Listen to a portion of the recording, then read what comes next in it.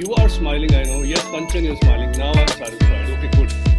You know why I asked you to smile? I asked you to smile because I'm going to be talking about matters of the heart. And you do not get matters of the heart into your heart if you're not smiling. Okay? So that was the precursor. And let's begin with what I have for you here. So, as you can see on your screen, I'm going to be talking about something that's got to do with the heart. And look at this. These are two boxers, James Buster Douglas and Mike Tyson. Okay, everybody knows Mike Tyson. But for those of you who are wondering as to what these two boxers have to do with matters of the heart, let me just tell you that this particular bout was historical in nature. And the reason for that is Mike Tyson, for the first time in his life, got knocked out by James Buster Douglas. Okay? Now, for the world, it was a big upset. And likewise, it was a big upset for Mike Tyson as well, because he had never seen anything like this. The guy who used to knock people out in the first few seconds got knocked out. It made headlines. Douglas's mother, Lula Pearl, suddenly died at the age of 46, 23 days before the title bout. And so James Buster Douglas made a commitment to himself that my bout with Mike Tyson is going to be won by me because that will be my tribute to my mother. Straight from the heart, he got aligned with it and he created history. That's one example. Another example is from my favorite sport, cricket. And now I see Ravi smiling. Okay, I see Sanjeev also with a smile. And you know, the love for the sport makes you smile. Clive Lloyd and his men, they created history again. West Indies ruled the world of cricket for decades.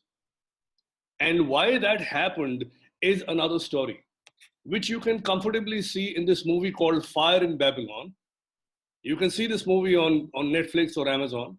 And I must tell you that this seed was sown when Tony Gregg, the captain of the England team, made a comment called, I will make them grovel.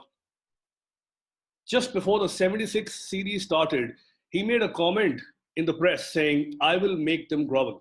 Now, grovel is a word associated with slavery. And this word was not taken very well by the West Indians. And Clive Lloyd launched a plan and he says, I need people who can bowl really fast. And I'm going to blow these people's head off. And so these fast bowlers, 4 of them, 5 of them, they created a battery of pace. And soon, you know, these guys would bowl out people left, right, and center, and there would hardly be any runs to be made by West Indies. They created a furor worldwide.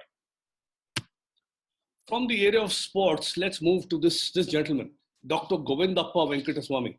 I don't know how many of you know him, but this gentleman again created history in the area of eradicating blindness.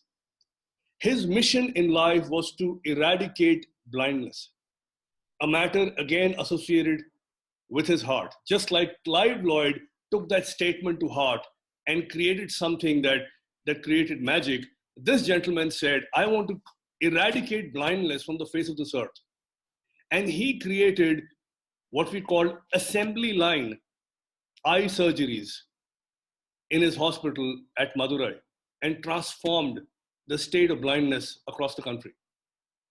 Now, how many of you recognize this gentleman here? I'm sure all of you do. He has a signature style of signaling out. You see his finger over there? Now, that's not a style. It's not style. It's not style statement. Dr. Govindappa also suffered from the same thing called rheumatoid arthritis. This happens when you can't stretch your fingers. They get so badly bent that's how it happens. And this man's inspiration led him to design surgical instruments in line with his bent finger. That's how inspired he was. We all know this man. He got us our first World Cup victory in 1983. But you know what? Somebody said he couldn't become captain because he couldn't converse in English. And he took that to heart.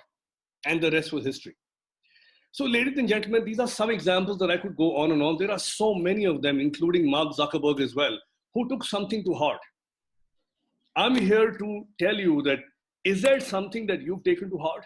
Because unless you do not take that particular impulse to heart, things are not going to move. And I'm sure we all have heard from people saying, "Arey yaar, dil pe mat le." Don't take it to heart. I say dil pe le yaar. Take it to heart. Because magic happens when one takes things to heart. So next time when you take something to heart, be sure to lead it to magic.